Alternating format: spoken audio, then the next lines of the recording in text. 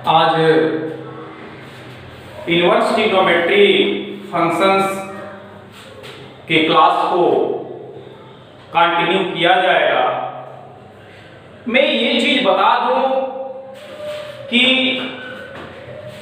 पिछले क्लासों में मैं ये बातें बताई थी और उसको समझने का प्रयास किया गया था कि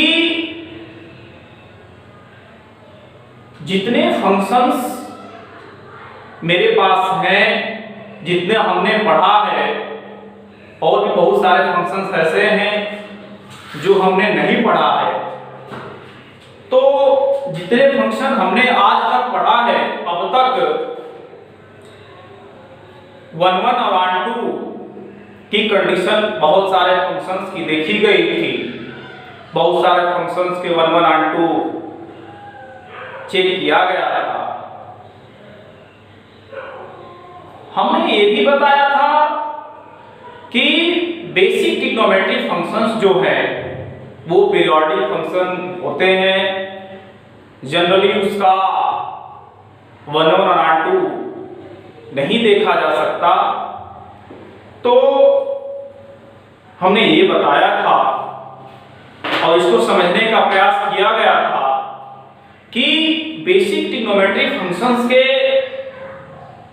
डोमेन और रेंज को मैं इस प्रकार से सेट कर दूं कि उस डोमेन और रेंज के अंतर्गत उस फंक्शन का इनवर्स आसानी से निकाला जा सकता है। आज उसी लेक्चर को मैं कंटिन्यू करने जा रहा हूं। पिछले क्लास में मैंने साइन इनवर्स x की प्रिंसिपल वैल्यू यानी इससे रिलेटेड जो इसका हम डोमेन बता रखा था -1 to 1 ऑन क्लोज इंटरवल और रेंज -π/2 to +π/2। इसके अलावा भी रेंज मैंने बताया था π/2 to 3π/2, 3π/2 to 5π/2। ये पिछले क्लासों में यहां तक की सारी चीजें हमने 1 by 1 करके एक्सप्लेन की थी, उसको समझने का प्रयास किया गया था। उसी लेक्चर को आज कंटिन्यू करते हुए आज हम बेसिक ट्रिग्नोमेट्री में जो रिलेशन है उसको पहले देखते हैं। जैसे साइन थीटा इक्वल टू होता है 1 कोसेक थीटा। ये रेसिप्रोकल रिलेशन बेसिक ट्रिग्नोमेट्री के हैं, बहुत पहले मैंने बताया भी था। इसके बाद cos theta equal to 1 sec थीटा, tan थीटा इक्वल टू 1 cot थीटा। इसके बाद इसका रेसिप्रोकल उसी में है। आज हम इनवर्स ट्रिग्नोमेट्री फंक्शन में उसके इनवर्स के रेसिप्रोकल रिलेशन की बात करेंगे और उसको 1 by 1 प्रूव करते हुए उसको समझने का प्रयास करेंगे। तो रेसिप्रोकल रिलेशन देखते हैं क्या है और कैसे है।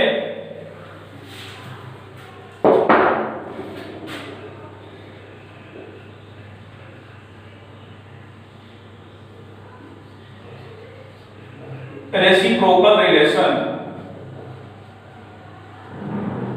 व्युत्क्रम संबंध। पहला रेसिप्रोकल रिलेशन है sine inverse x equal to cosec inverse 1/x। दूसरा रेसिप्रोकल रिलेशन है cos inverse x equal to sec inverse 1/x। और तीसरा रेसिप्रोकल रिलेशन है tan inverse x equal to cot inverse 1/x। और cot इनवर्स x का भी tan inverse 1/x हो जाएगा। उसी तरह से जैसे cos का है वैसे sec का हो जाएगा, जैसे sin का है वैसे cosec का हो जाएगा। आइए इसको 1 by 1 प्रूव करते हैं और समझने का प्रयास करते हैं। First we have sin inverse x equal to cosec inverse 1/x। Let sine inverse x को थीटा मान लेते हैं। अब साइन इनवर्स को उधर भेज देते हैं, x को यहीं रोक लेते हैं। अब पिछले क्लास में मैंने बता चुका है कि इनवर्स जब एक साइड है दूसरे साइड जाएगा तो उसका इनवर्स खत्म हो जाता है, देखिए x हो जाएगा sin थीटा। अब दोनों का रेसिप्रोकल यदि दोनों को उलट देते हैं तो 1/x 1/sin theta, 1/x 1/sin theta को cosec थीटा, ये बेसिक ट्रिग्नोमेट्री है। cosec को इधर ले लेते हैं, थीटा को वहीं छोड़ देते हैं, इसलिए cosec इनवर्स 1/x थीटा, इसलिए cosec इनवर्स 1/x थीटा हमने माना था sin इनवर्स x को। इसी प्रकार cos इनवर्स x को sec इनवर्स x भी प्रूव कर लेंगे, tan इनवर्स x को cot इनवर्स। बहुत इंपॉर्टेंट ये इसलिए है क्योंकि क्वेश्चंस के बीच बीच में इस प्रॉपर्टी का यूज किया जाता है।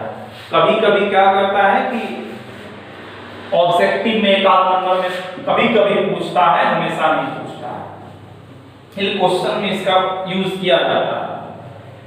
तो इसके बाद हम आते हैं म्यूचुअल कन्वर्जन पे। पारस्परिक परिवर्तन का क्या मतलब है, क्यों लाया गया? तो सबसे पहले हम आपको बता देते हैं कि sign inverse x, cos inverse x और tan inverse x। Mutual conversion में एक तीन फैक्टर की मैं बात ज्यादा करूंगा और ये पहले मैं बताने का प्रयास करता हूं कि साइन इनवर्स x से एक रिलेशन में फाइंड आउट करूंगा cos इनवर्स x में, और फिर हम cos इनवर्स x से ही एक रिलेशन फाइंड आउट करेंगे tan इनवर्स x में। इसके बाद फिर मैं cos इनवर्स x से sin में, फिर tan में, फिर tan का cos में, sin में, यानी कि तीन म्यूचुअल कन्वर्जन पे डिस्कशन आज होगा। और इसके बाद हम आते हैं कुछ इसके प्रॉपर्टी पे। तो म्यूचुअल कन्वर्जन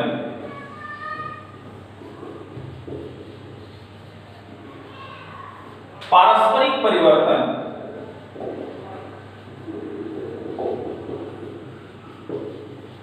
ये इंपॉर्टेंट इसलिए है, बहुत सारे एग्जाम में इस प्रॉपर्टी से क्वेश्चंस को सॉल्व किया जाता है।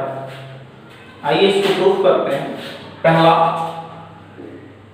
Late theta equal to sine inverse x, इसको नंबर 1 कर देते हैं, साइन को उधर ले लेते हैं तो sine theta equal to x, squaring of both side, दोनों पक्षों का वर्ग कर देते हैं,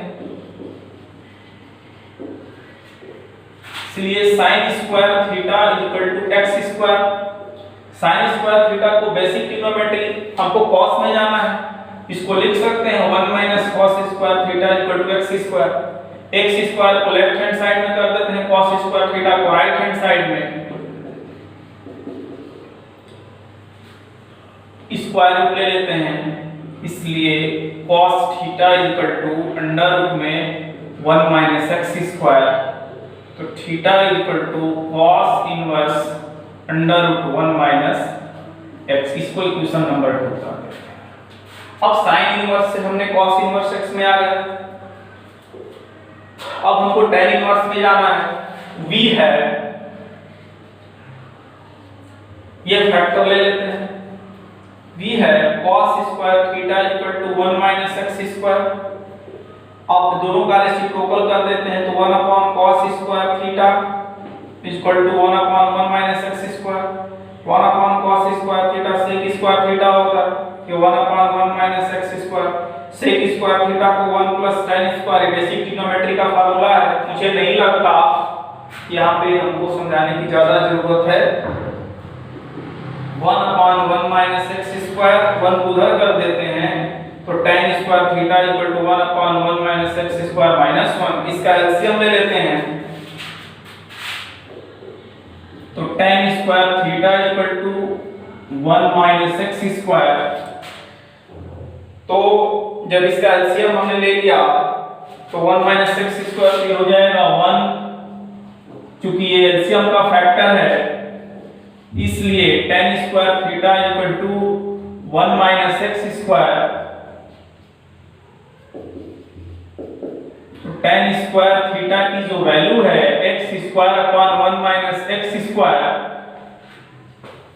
अब स्क्वायर रूट ले लेंगे तो tan थीटा की value x upon under root 1 minus x square, इसलिए फाइनली थीटा की जो वैल्यू आएगी x upon under root 1 minus x square, equation number 3।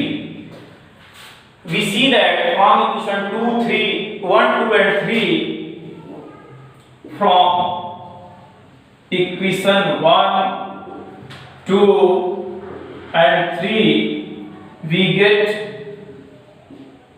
theta equal to sin inverse x is equal to cos inverse under root 1 minus x square is equal to tan inverse x upon under root 1 minus x square। और अभी हम इसको proof करेंगे cos से sin में, sin से फिर tan में। तो एक रिलेशन हम म्यूचुअल कन्वर्जन में प्रूफ करते हुए समझाने का प्रयास किया कि sin इनवर्स x से cos इनवर्स x में हो जाने के लिए cos inverse under root 1 minus x square और tan इनवर्स में जाने के लिए x upon under root 1 minus x square. इसके बाद के लेक्चर में म्यूचुअल कन्वर्जन में मैं बात करूंगा अभी इसके दो फैक्टर जो फार्मूले प्रूफ करने हैं, अभी प्रूफ किया जाएगा उसको, तब तक इसको आप लोग नोट कर लीजिए।